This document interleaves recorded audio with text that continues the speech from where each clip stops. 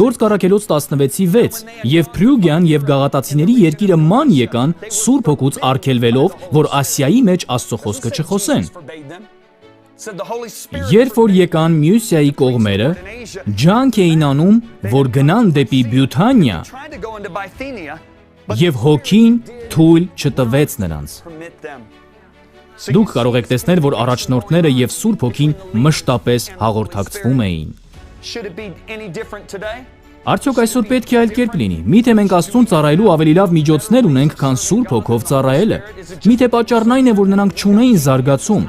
Մենք ունենք GPS, iPhone-ներ եւ iPad-ներ եւ կարող ենք գործել առանց քեզ Սուրբ Հոգի։ Ոչ, այդպես չէ։